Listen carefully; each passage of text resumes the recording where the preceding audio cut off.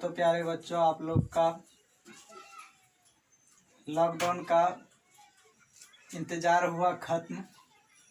आप लोग बहुत दिन से इंतज़ार कर रहे थे और मस्ती भी मार रहे थे बिना पढ़ाई लिखाई किए हुए।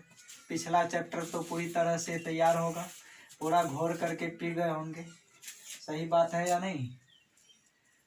चलिए, आप लोग का अगला चैप्टर इलेक्ट्रिक पोटेंशियल एनर्जी, विद्युत स्थिति, विद्युत विभव, इलेक्ट्रिक पोटेंशियल, विद्युत विभव। हम आपको बताए थे कि पहला chapter electric charge and electric field के बाद तीसरा चैप्टर पढ़ाया जाएगा विद्युत विभव। तो लीजिए, अब वो आपके सामने है। देखिए, ये थ्योरी विद्युत स्थितिज ऊर्जा एवं विद्युत विभव से आप क्या समझते हैं? किसी बिंदु आवेश के कारण विद्युत स्थितिज ऊर्जा एवं विद्युत विभव का व्यंजक प्राप्त करें या सत्यापित करें। आप जानते हैं कि हम क्वेश्चन क्यों लिखाते हैं? इसलिए लिखाते हैं क्योंकि बहुत सारा स्टूडेंट कहता है कि सर तो पूरा सिलेबस पढ़ा दिए, लेकिन एग्जाम दे करके आता है तो कहता है आउट ऑफ सिलेबस था। इसलिए क्योंकि टीचर टॉपिक वाइज पढ़ाते हैं और वहाँ पे क्वेश्चन एराइज करके पूछा हुआ रहता है। बहुत सारे मंदबुद्धि स्टूडेंट को ये बात समझ में नहीं आता है। जैसा कि आप लोग बहुत बार बार कहते हैं कि पढ़िए पढ़िए, लेकिन आप लोग को पढ़ाई के प्रति इच्छा ही नहीं जा रहा है, पता नहीं क्यों नहीं जा रहा है। चलिए आइए, अब ये थ्योरी में सबसे पहले आप जानते हैं कि थ्योरी जो है इसमें क्वेश्चन एराइज करके डाला हुआ रहता है। एक थ्योरी में 2-3 गो क्वेश्चन रहता है, इसलिए मैं क्वेश्चन लिखाता हूँ।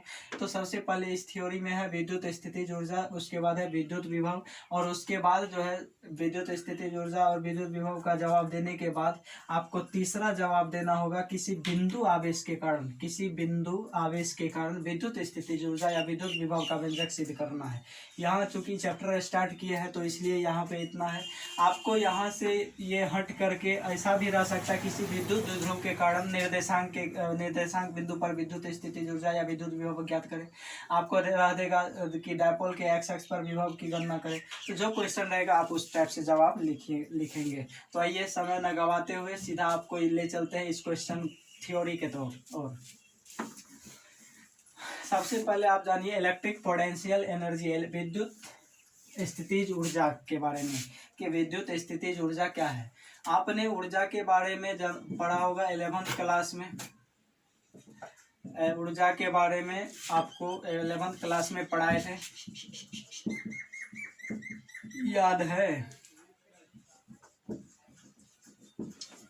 उसमें हम बताए थे कि ऊर्जा के प्रकार जो बताए थे उसमें एक मैकेनिकल एनर्जी के बारे में चर्चा किए थे, यांत्रिक ऊर्जा के बारे में चर्चा किए थे। बताए थे कि यांत्रिक ऊर्जा जो है गतिज ऊर्जा, किसी भी बॉडी के गतिज ऊर्जा एवं स्थितिज ऊर्जा के योग के बराबर होता है दोनों। अर्थात किसी भी बॉडी, मान के चलिए यहाँ पे ये मार्कर है, अभी विरामावस्था में रखा हुआ है, तो इसमें केवल अपना पोटेंशियल एनर्जी है, अपना स्थिति के कारण इसमें एनर्जी है। परंतु जब हम इससे वर्क करना शुरू करते हैं तो यही मार्कर हमारा वर्क कर देता है, हमारा कार्य कर देता है, जैसा कि लिखने का वर्क। तो उस समय वो गति की अवस्था में होता है, तो उसमें जो उत्पन्न एनर्जी होता है उसी को कहते हैं काइनेटिक एनर्जी, गतिज ऊर्जा। तो किसी भी बॉडी में 2 प्रकार का एनर्जी पाया जाता है, काइनेटिक एनर्जी और पोटेंशियल एनर्जी। अब देखिए, वहाँ पे हम बताए थे कि पोटेंशियल एनर्जी का 3 पार्ट्स, एक ग्रेविटेशनल पोटेंशियल एनर्जी, दूसरा इलास्टिक पोटेंशियल एनर्जी और तीसरा बताए थे इलेक्ट्रिक पोटेंशियल एनर्जी। तो जरा ध्यान देंगे, ग्रेविटेशन पोटेंशियल एनर्जी में हम समझाए थे कि गुरुत्वाकर्षण बल के विरुद्ध कार्य करने में जो हमें एक्स्ट्रा बाहरी ऊर्जा की आवश्यकता होती है उसी को हम गुरुत्वीय स्थितिज ऊर्जा कहते हैं। जैसा कि मान के चलिए पृथ्वी है और इस पृथ्वी पर ये पैर खड़ा है और ये पैर में मान के चलिए ये फल लटका हुआ है। यदि यह फल टूटेगा तो फल टूट करके पृथ्वी की ओर गिरेगा। मान के चलिए m द्रव्यमान का फल है, पृथ्वी उसको m किस फोर्स से अट्रैक्ट करती है? m इंटू जी बल से अपने ओर अट्रैक्ट करती है। परंतु जब हम इस फल को कोई बाहरी, अर्थात हम अपना एनर्जी लगा करके गुरुत्वाकर्षण फील्ड में नहीं बल्कि गुरुत्वाकर्षण फील्ड के बाहर अपोजिट डायरेक्शन में, विपरीत दिशा में कुछ दूरी तक ले जाए, तो हमको एक्स्ट्रा एनर्जी की आवश्यकता होगी। जो एनर्जी, जो ऊर्जा मेरा गुरुत्वीय स्थितिज ऊर्जा कहलाएगा। ठीक है, तो उसके बाद हम बताए थे दूसरा तो आपने देखा कि गुरुत्वाकर्षण बल के विरुद्ध जो कार्य करने में मेरा ऊर्जा खपत हुआ उसी को गुरुत्वीय स्थितिज ऊर्जा। दूसरा है प्रत्यास्थता स्थितिज ऊर्जा, अर्थात आप स्प्रिंग को देखा होगा। यदि मान के चलिए स्प्रिंग संतुलन में होती है, बैलेंस में होती है, तो वो अपने पोटेंशियल एनर्जी पर होती है, स्थितिज ऊर्जा पर होती है, प्रत्यास्थ पोटेंशियल एनर्जी पर होती है। मान के चलिए एल लंबाई, जब हम इस पर कोई बाहरी बल लगा करके इसको फैलाए, अर्थात इसके लंबाई का मान के चलिए एल लंबाई का था और इस पर बाहरी एनर्जी लगा करके इसको 12 लंबाई का कर दिया, तो इस में मान के चलिए इसके अपने एनर्जी से हमारा एक्स्ट्रा एनर्जी लगाना पड़ा इसमें। ये हमेशा सिकुड़ना चाहता था, हमने इसको पकड़ के क्या किया, फैलाया। तो फैलाने में जो हमको एक्स्ट्रा बाहरी एनर्जी लगाना पड़ा, वही इस स्प्रिंग का वो ऊर्जा इस स्प्रिंग में आकर के संचित होती, तभी न वो इतना फैल जाता है। तो वही ऊर्जा इस स्प्रिंग का प्रत्यास्थता स्थितिज ऊर्जा कहलाता है, अर्थात किसी भी स्प्रिंग के प्रत्यास्थ बल के विरुद्ध कार्य करने में जो एक्स्ट्रा एनर्जी उत्पन्न होता है उसी को हम प्रत्यास्थता स्थितिज ऊर्जा कहते हैं। तो आइए, अब है आपने देखा कि गुरुत्वाकर्षण बल के विरुद्ध कार्य करने में जो ऊर्जा खपत हुआ गुरुत्वीय स्थितिज ऊर्जा, प्रत्यास्थता बल के विरुद्ध कार्य करने में जो ऊर्जा खपत हुआ प्रत्यास्थ स्थितिज ऊर्जा। तो उसी तरह से अब जरा बोलिए कि ये विद्युत स्थितिज ऊर्जा का डेफिनेशन क्या होगा। तो सेम है, चूंकि ये इसके गुरुत्वाकर्षण बल के विरुद्ध तो गुरुत्वीय स्थितिज ऊर्जा और प्रत्यास्थ बल के विरुद्ध तो प्रत्यास्थ स्थितिज ऊर्जा। तो उसी तरह से जब ये विद्युत बल के विरुद्ध कोई कार्य करें हम, अर्थात जैसा कि आप देखिए, मान के चलिए ये पॉजिटिव क्यू और ये भी मान के चलिए पॉजिटिव क्यू, दो चार्ज या एक दूसरे को समान प्रकृति के चार्ज एक दूसरे को क्या करता है, आप भली भांति जान चुके, पहला चैप्टर में रिपल करता है। यदि मान के चलिए माइनस चार्ज और ये प्लस चार्ज ये एक दूसरे के फील्ड में हो, तो ये इसको क्या कहता है, अट्रैक्ट करता है, आकर्षित करता है। तो इसमें ये अट्रैक्ट करता है और ये रिपल करता है। लेकिन हम इसको क्या करेंगे कि मान के चलिए ये एक Q1 और Q2 दो चार्ज को एक दूसरे के नजदीक लाएंगे। जब रिपल करेगा तो हम नजदीक लाएंगे और जब ये अट्रैक्ट करेगा तो कहेंगे नहीं तू अपने जगह पर रहो, वो ठीक है, तुम नजदीक आएगा तो घटना घट जाएगा। क्या बात समझ में आ रहा है, कैसी घटना, मन तो चले गया होगा घटना की ओर। किए हैं लॉकडाउन में कोई घटना या नहीं वंशलोचन। चलिए आइए,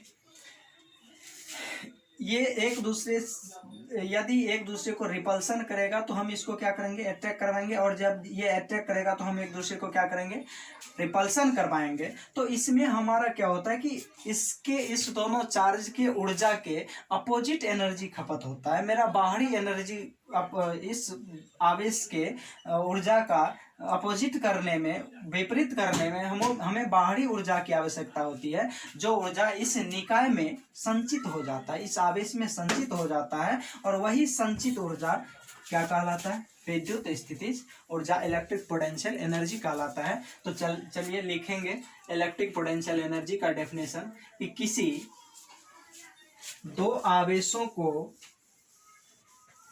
एक दूसरे के पास लाने, किसी दो आवेशों को एक दूसरे के पास लाने या दूर ले जाने में, किसी दो आवेशों को एक दूसरे के पास लाने या दूर ले जाने में किया गया कार्य या उस निकाय में संचित ऊर्जा को, उस निकाय मतलब दो चार्ज विद्युत स्थितिज ऊर्जा केवल एक चार्ज का नहीं होता, उसके लिए कम से कम कितने चार्ज चाहिए, दो चार्ज, दो निकाय एक पेयर होना चाहिए। तो उस निकाय में ऊर्जा संचित होती है, जिस ऊर्जा को विद्युत स्थितिज ऊर्जा कहते हैं। चलिए हो गया, जिस निकाय को विद्युत स्थितिज ऊर्जा कहते हैं। स्टार पॉइंट देकर के लिखिएगा। पोटेंशियल एनर्जी अदिश राशि है, आप 11th क्लास में ही जानते हैं, यह एक स्केलर क्वांटिटी अदिश राशि है। अगला स्टार देकर के लिखिएगा, इसे कैपिटल U द्वारा सूचित किया जाता है। विद्युत स्थितिज ऊर्जा को U द्वारा सूचित किया जाता है। इसका मात्रक जो है, इसका मात्रक आप जानते हैं, ऊर्जा चाहे गतिज ऊर्जा हो, स्थितिज ऊर्जा हो, इलास्टिक एनर्जी हो, प्रत्यास्थता ऊर्जा हो, या गुरुत्वीय स्थितिज ऊर्जा हो, या विद्युत स्थितिज ऊर्जा हो, ऊर्जा तो ऊर्जा ही होता है, जिसका मात्रक होता है जूल, जूल्स। और इसका जूल ऊर्जा का एसआई मात्रक है। और ये सीजीएस यूनिट होता है अर्ग।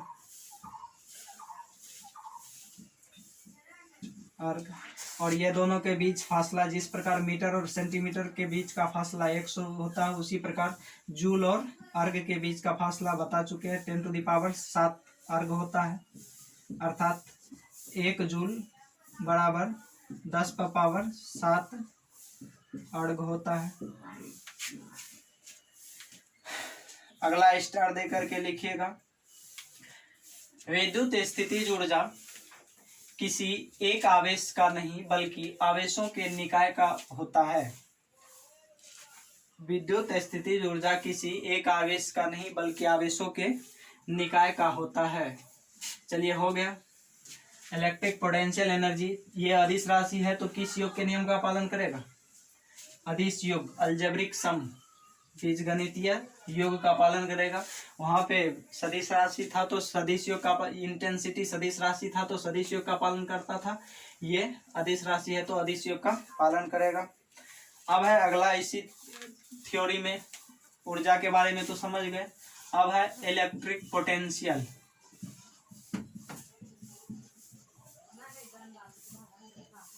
इलेक्ट्रिक पोटेंशियल, विद्युत विभव, विद्युत विभव, विद्युत विभव। विभव मतलब होता है तल, किसी भी चीज का तल। अब जैसे देखिए ना, कहता है कि वायु डेंसिटी, हवा का विभव या हवा का घनत्व, वायु का पोटेंशियल या वायु का डेंसिटी, हवा का घनत्व या हवा का विभव। तो हवा का यहाँ पे डेंसिटी का भी अर्थ तल होता है। डेंसिटी कहिए या पोटेंशियल कहिए, एक ही बात होता है, समझ गए। तो यहाँ पे विद्युत, हवा का नहीं बल्कि यहाँ पे विद्युत, विद्युत शब्द जब ही आएगा तभी आप समझ लेंगे क्या? आवेश, आवेश का तल। अर्थात कहने का अर्थ ये हुआ कि मान के चलिए, ये तो इलेक्ट्रोस्टैट है, अर्थात रेस्ट चार्ज के बारे में पढ़ना है, तो इसलिए मान के चलिए ये कोई कंडक्टेंस, कंडक्टेंस मतलब चालक है। इसे मान के चलिए कांच का रड है, कांच का छड़ है, इसको रेशम के वस्त्र से रगड़ करके चार्जेड किया गया है। रेशम के वस्त्र से रगड़ करके क्या किया गया है? चार्जेड किया गया है। अब मान के चलिए, यदि मान के चलिए यहाँ पे रेशम के कपड़ा से इस कांच के रड को रगड़ते हैं तो यहाँ पे इस कपड़े का मॉलिक्यूल्स और यहाँ पे इस रड का मॉलिक्यूल्स जब एक दूसरे बॉडी को रगड़ते हैं तो बॉडी को नहीं बल्कि एक मॉलिक्यूल्स को दूसरे मॉलिक्यूल्स के सहायता से रगड़ा जाता है। तो यहाँ पे क्या होता है, जरा ध्यान देंगे कि यहाँ पे एक बॉडी से इलेक्ट्रॉन ट्रांसफर होती है और दूसरी बॉडी में इलेक्ट्रॉन गेन होती है। तो इस प्रकार आपने फर्स्ट चैप्टर में भी पढ़ा था कि एक बॉडी से एक बॉडी ट्रांसफर करता है तो दूसरा बॉडी गेन करती है। इस प्रकार बॉडी क्या होता है? चार्जेड होती है। और इधर से पहले मान के लिए यहाँ पे रगड़ा जा रहा है तो इधर से नहीं इलेक्ट्रॉन निकलेगा, और इधर का मॉलिक्यूल्स तो पहले जैसा न्यूट्रल है, उदासीन है, पहले जैसा उदासीन है। इधर का तो मॉलिक्यूल्स चार्जेड नहीं। तो इलेक्ट्रॉन का प्रवाह जो होगा, मान के चलिए इधर से मान के चलिए ये बॉडी में इलेक्ट्रॉन प्रवेश कर रहा है तो पहले इसे मॉलिक्यूल्स में प्रवेश करेगा, फिर दूसरा इलेक्ट्रॉन यदि आएगी तो आगे बाला में, अर्थात इधर ऐसा तो नहीं कि इसी में संचित रहेगा बल्कि आगे निकलेगा, इधर जाएगा इधर जाएगा। अर्थात यहाँ पे आवेश का मान ज्यादा है तो ज्यादा आवेश के डायरेक्शन से कम विभव वाले तल की ओर जाएगा ये आवेश, जिसको हम इलेक्ट्रिक पोटेंशियल कहते हैं, विद्युत विभव कहते हैं। इसलिए किसी भी चालक के आकार या आकृति पर या आवेश के प्रकृति पर विभव, आवेश की गति डिपेंड नहीं करती, बल्कि पोटेंशियल पर डिपेंड करती है, विभव पर डिपेंड करती है कि विभव किस प्रकार से। अर्थात जैसे कि आप तरल में पढ़े होंगे कि एक मान के चलिए ये बाल्टी है, ये टब है, ये छोटा सा मान के चलिए टब है, और ये टाव है, ये टाव है, ये टब है। मान के चलिए टब में पानी का लेयर इतना, और ये टाब में पूरा भर दिए, ये टाब बहुत बड़ा, इसमें मान के चलिए पानी भरा हुआ है। और यदि हम यहाँ पे एक दूसरे को कनेक्ट कर दे, जोड़ दे, तो तरल का स्राव जो होगा, यहाँ पे पानी का प्रेशर जो है अधिक है इसके प्रेशर से, तो इस पानी का बहाव आप जानते हैं कि उच्च दाब से निम्न दाब की ओर होगा, उच्च दाब से निम्न दाब की ओर। उसी तरह यदि कोई दो बॉडी को हीट किया जाता है और मान के चलिए इसमें ज़्यादा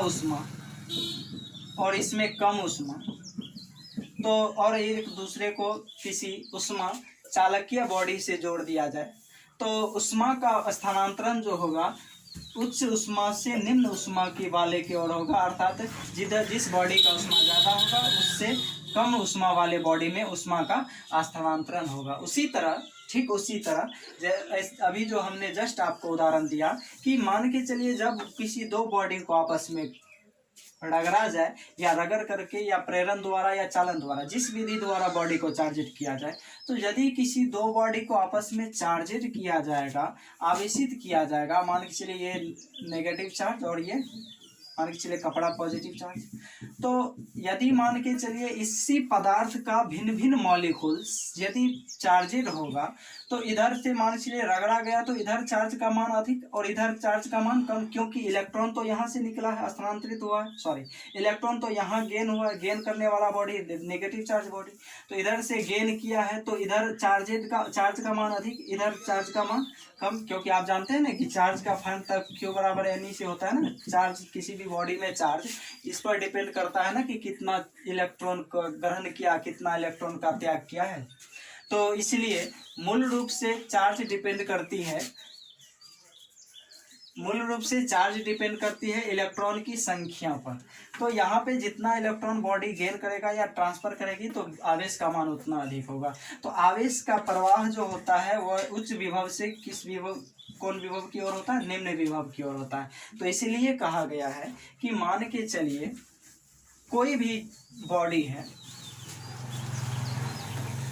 ध्यान दीजिएगा कि मान के चलिए ये O पॉइंट पर कोई चार्ज है जो अपने चारों तरफ इलेक्ट्रिक फील्ड उत्पन्न किया हुआ है। फर्स्ट चैप्टर में ही पढ़े होंगे कैसे फील्ड उत्पन्न करता है, हमने आपको डिस्क्रिप्शन के साथ बताया था कि Q चार्ज है, मान के चलिए अपने चारों तरफ इलेक्ट्रिक फील्ड उत्पन्न किया हुआ है। यहाँ पे मान के चलिए इस फील्ड में एक परीक्षण आवेश अर्थात आवारा आवेश जिसके बारे में बताए थे, ये इसका कोई अपना औकात होता नहीं है, लेकिन जिस फील्ड में जाता है उसको कहता है मैं तुम्हारे जैसा हूँ, धनात्मक हूँ, मैं गरीब नहीं हूँ।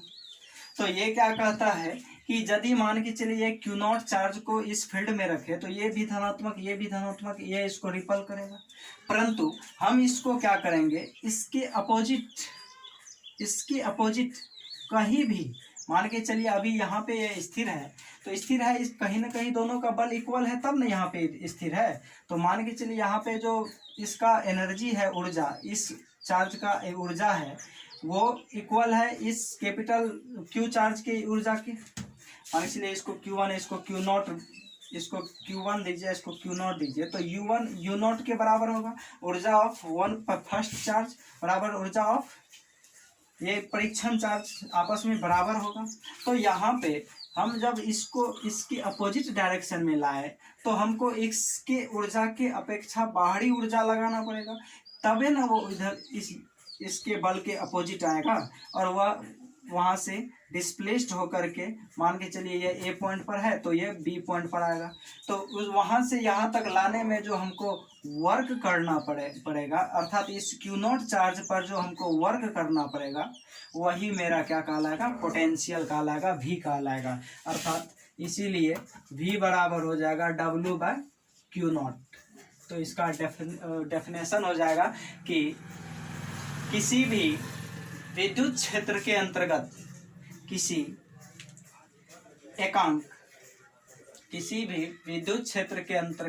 किसी एकांक जांच धन आवेश को, ये Q naught test positive charge जांच धन आवेश कहलाता है। फर्स्ट चैप्टर से ही जानते हैं। किसी विद्युत क्षेत्र के अंतर्गत किसी एकांक जांच धन आवेश को अनंत से विद्युत बल के विरुद्ध विद्युत क्षेत्र के अंतर्गत किसी बिंदु तक लाने में किया गया कुल कार्य या लाने में किया गया कार्य को विद्युत विभव कहते हैं, इलेक्ट्रिक पोटेंशियल कहते हैं। ये इसका डेफिनेशन हो गया इलेक्ट्रिक पोटेंशियल का। लिख लिए। नीचे स्टार पॉइंट देकर के लिखेंगे इसे। यह भी अदिश राशि है, यह अदिश राशि है। स्टार देकर के लिखेंगे यह अदिश राशि है। अगला स्टार देकर के लिखेंगे इसे भी द्वारा सूचित किया जाता है। अगला स्टार देकर के लिखेंगे विद्युत आवेश का प्रवाह उच्च विभव से निम्न विभव की ओर होता है, निम्न विभव। अगला स्टार देकर के लिखेंगे किसी भी चालक में आवेश का प्रवाह चालक के आकृति आवेश के प्रकृति या चालक के तल पर निर्भर नहीं करता, बल्कि चालक में उत्पन्न विद्युत विभव पर निर्भर करता है। चालक में उत्पन्न विद्युत विभव पर निर्भर करता है। लिख लिए। चालक में उत्पन्न विद्युत विभव पर निर्भर करता है। लिख लिए। इसीलिए इलेक्ट्रिक फॉर्मूला लिखिएगा, electric potential V equal to work done bye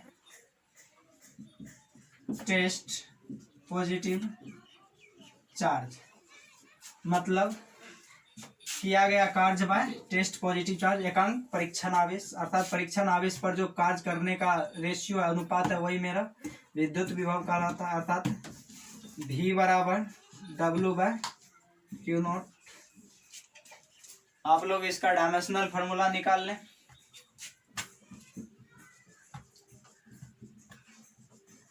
dimensional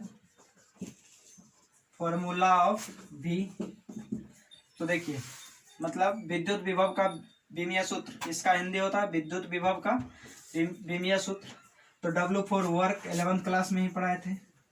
mL²T-2 आवेश का होता है 12th क्लास के फर्स्ट थ्योरी में, इलेक्ट्रोस्टैट के इलेक्ट्रिक चार्ज एंड फील्ड में चार्ज में जब पढ़ाए थे। I/T। अरे Q0 है हो या कैपिटल Q हो, Q0 हो, कैपिटल Q हो, स्मॉल Q0 हो या Q हो, कोई भी चार्ज हो, चार्ज तो चार्ज ही होता है ना।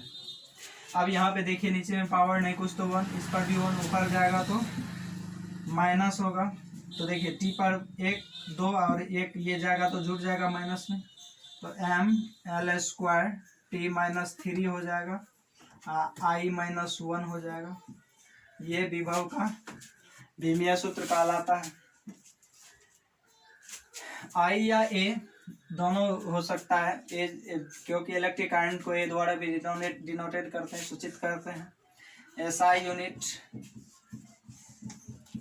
Of V equal to M for mass, मात्रक होता है kg, L for metre square, T for second, -3, I for ampere -1। अब जरा ध्यान देंगे कि मान के चलिए और इसी को ये kg है, यहाँ पे समझिए कि kg को 1 मीटर दे दें और 2 सेकेंड दे दें, तो ये बन जाएगा kg मीटर प्रति सेकेंड, क्योंकि माइनस है तो प्रति सेकेंड स्क्वायर, जो क्या कहलाता है kg मीटर प्रति सेकेंड स्क्वायर। बल का फॉर्मूला है न्यूटन, और यहाँ पे बच गया 1 मीटर, चूंकि 1 मीटर तो kg को दे दिए जो न्यूटन लाया, तो इस यहाँ पे बच गया मीटर, तो न्यूटन मीटर प्रति। एक यहाँ पे 2 सेकंड दे दी, 1 सेकंड बचा, तो 1 सेकंड आएगा, एगो एम्पियर और 1 सेकंड, तो एम्पियर 1 एम्पियर प्रति में बचा, 1 एम्पियर 1 सेकंड, तो एम्पियर सेकंड मिल करके बताए थे फर्स्ट चैप्टर में कूलम। तो न्यूटन मीटर प्रति कूलम, तो एक मात्रक ये हुआ, दूसरा मात्रक ये हुआ, और तीसरा मात्रक पोटेंशियल का यदि निकाले तो तीसरा मात्रक न्यूटन मीटर मिल करके जूल बनता है और जूल प्रति कूलम, और चौथा मात्रक यदि पोटेंशियल का बोले तो जूल प्रति कूलम को ही वोल्ट बोला जाता है, जूल प्रति कूलम को ही वोल्ट बोला जाता है। तो जरा लिख लेंगे यहाँ तक। अभी इसके आगे अगले वीडियो में आपको एक्सप्रेशन पढ़ाया जाएगा, व्यंजक पढ़ाया जाएगा। क्योंकि ये पहला वीडियो था इसलिए लंबा वीडियो हुआ।